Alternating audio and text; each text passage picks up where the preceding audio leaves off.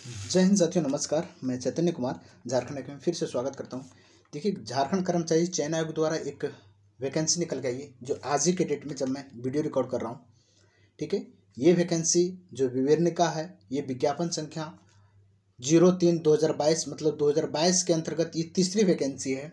और ये वैकेंसी जो निकल के आई है वो JIIOCE 2022 के तहत जो झारखंड औद्योगिक प्रशिक्षण अधिकारी से संबंधित यहाँ पे नियुक्ति से संबंधित यहाँ पे जानकारी है। इसमें जानेंगे कौन लोग एलिजिबल होंगे और इसमें एज क्राइटेरिया क्या रखा गया है, इसका सिलेबस क्या है और कैसे कैंडिडेट लोग यहाँ पे एलिजिबल माने जाएंगे, कि इसकी एलिजिबिलिटी का फुलफिल्ड क्या है, इसके बारे में डिटेल जानेंगे।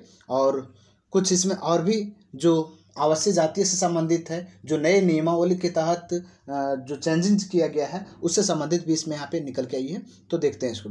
देखिए, ये कार्मिक विभाग द्वारा ये पूर्ण रूप से पारित कर दिया गया है, जो कि इसका परीक्षा शुल्क, ये फॉर्म फिल करने से संबंधित ये इसका जो परीक्षा शुल्क है वो आपसे 100 रुपये लिया जाएगा, जो जनरल कैटेगरी के छात्र हैं, ठीक है। और जो अनुसूचित जनजाति और अनुसूचित जाति हैं उन लोग के लिए यहाँ पे 50%, और जो कैंडिडेट दिव्यांग कैंडिडेट हैं उन लोग के लिए यहाँ पे परीक्षा शुल्क छूट दिया गया है, ठीक है। दिव्यांग कैंडिडेट के लिए किसी तरह से आपको फी यहाँ पे कंडक्ट नहीं किया जाएगा। ये टोटल सीट जो निकल के आती है 701 सीट पे टोटल नंबर ऑफ सीट्स हैं यहाँ पे, और वो विभिन्न रिक्तिवाद बांटा गया है, विभिन्न पदों पे बांटा गया है। जैसा कि कोपा प्रशिक्षण अधिकारी कोपा से संबंधित जो बांटा गया उसमें टोटल 4 सीटें हैं, और जो इंफॉर्मेशन टेक्नोलॉजी से संबंधित है उसमें 8 सीटें हैं। फिर देखिए यहाँ पे सीट मेंटल वर्कर जो है उसमें संबंधित यहाँ पे 2 सीटें हैं सिर्फ। इस तरह से टोटल सीट की संख्या जो हमने इसका PDF Jharkhand IQ Telegram channel जो है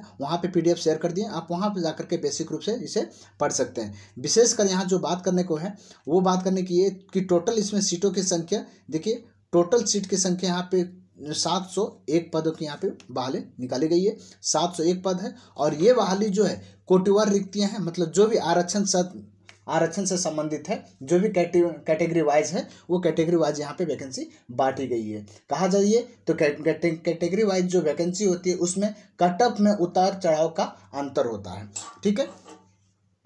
देखिए, अब बात कर लेते हैं इससे संबंधित जो फिल करने से संबंधित है, इसके एलिजिबिलिटी से संबंधित है। तो इसमें बात करें तो जो पहला पद है जो कोपा से संबंधित है, जो प्रशिक्षण अधिकारी कोपा से संबंधित है, उसकी योग्यता के लिए आपको कोपा व्यवसाय से संबंधित या NTCC से संबंधित जो या फिर केंद्रीय स्तर पे या राज्य स्तर पे जो भी संस्थान है वहाँ से यदि आप इसकी योग्यता प्राप्त किए हैं तो आप यहाँ से एलिजिबल माने जाएंगे। ये डिटेल जो जानकारी मिलेगी वो आपको कंप्यूटर डिप्लोमा से संबंधित कैंडिडेट है, कुछ ऐसे भी इंजीनियरिंग डिप्लोमा से संबंधित जो कैंडिडेट यहाँ पे एलिजिबल माने जाएंगे, वो हर पद के लिए अलग अलग एलिजिबिलिटी यहाँ पे दिखाया गया है। अब यहाँ पे बात करें तो ये लेवल 6 की वैकेंसी के तहत जहाँ पे वेतनमान रहेगा, जो कि 35,400 से लेकर के 1,12,400 तक यहाँ पे सैलरी आपको पे किया जाएगा, ठीक है। इस तरह से विभिन्न पदों के लिए अलग अलग योग्यताएं हैं। आप इसे डिटेल इसका जो सो आप टेलीग्राम चैनल पे जाकर के वहाँ से PDF डाउनलोड करके या फिर जो भी वायरल PDF हो रहे हैं वहाँ से जाकर के आप डिटेल पढ़ पाएंगे। विशेषकर बात करिए तो ये जो एलिजिबिलिटी है, योग्यता जो है, ये वैसे अभ्यर्थी हैं जो लोग इंजीनियरिंग IT वगैरह किए हुए हैं, डिप्लोमा जो कंप्यूटर डिप्लोमा किए हुए हैं, ठीक है, डिप्लोमा जो BTech वगैरह किए हैं, BVOC जो किए हुए हैं, ठीक है, BVOC मतलब जो बैचलर वोकेशनल कोर्स किए हुए हैं, उन लोग ऐसे अभ्यर्थी यहाँ पे एलिजिबल माने जाएंगे। फिर आते हैं जो थ्रेशर, ये जो मशीनिस्ट या प्लम्बर वगैरह कैंडिडेट हैं, वो ऐसे अभ्यर्थी जो ITI वगैरह से संबंधित हैं, जो प्लम्बर व्यवसाय से संबंधित, मतलब ये जोड़ा जाता है ITI से संबंधित, ठीक है। ITI योग्यता रखने वाले कैंडिडेट भी यहाँ पे इसे फिल कर पाएंगे, ठीक है। अब जानते हैं इसके बारे में जो एज क्राइटेरिया है, एज सीमा, उम्र सीमा यहाँ पे क्या रखा गया है। तो उम्र सीमा के बारे में विशेष जानकारी कर लेते हैं। इससे पहले कि इसमें भी वही फंडा रखा गया है कि जो 10th और 12th झारखंड स्टेट या जो यहाँ अवस्थित शैक्षणिक संस्था है वहाँ से यदि उत्तीर्ण किए हुए तभी ये योग्य माने जाएंगे। अदरवाइज जो दूसरे स्टेट से 10th और 12th पास किए वो यहाँ पे योग्य नहीं माने जाएंगे, जो प्रभावित होंगे रमेश हांसदा के केस से।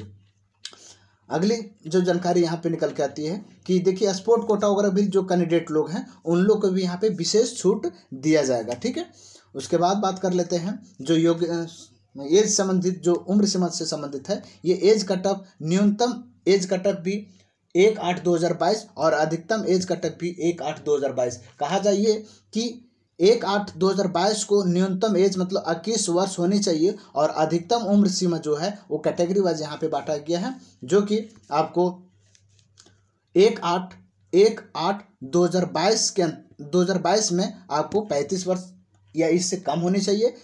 ये कौन से कैंडिडेट जो जनरल अभ्यर्थी हैं या ईडब्ल्यूएस अभ्यर्थी हैं उन लोग के लिए। फिर आते हैं ओबीसी 1 और ओबीसी 2 कैटेगरी के लिए 37 वर्ष यहाँ पे अधिकतम उम्र सीमा होना चाहिए 1/8/2022 के तहत। महिला वर्ग के लिए आते हैं तो 38 वर्ष यहाँ पे ओबीसी 1 और ओबीसी 2 अभ्यर्थी महिला के लिए यहाँ पे माने जाएंगे।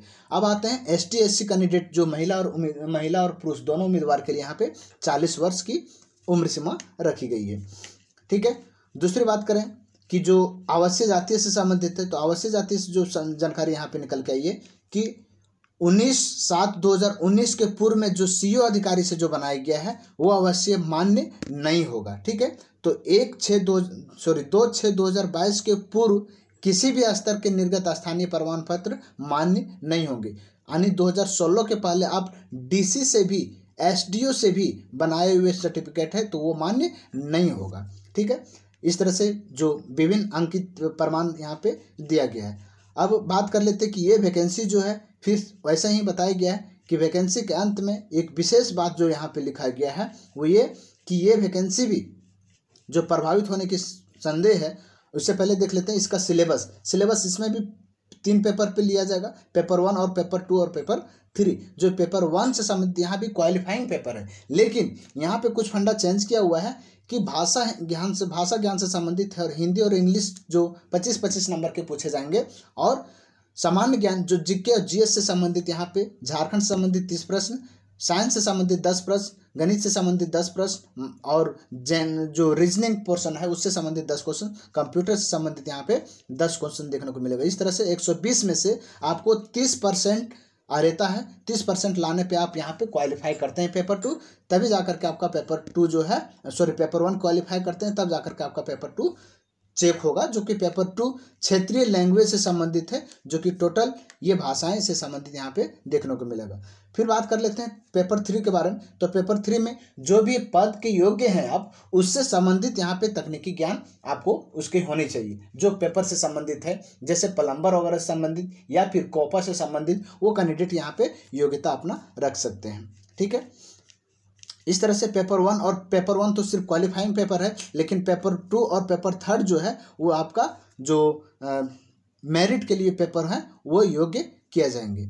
ठीक है, उम्मीद है ये वीडियो आपको समझ में आएगा। इसका डिटेल वीडियो इसकी योग्यता से संबंधित हमें नेक्स्ट वीडियो में हम सामने आते हैं। इसको धन्यवाद।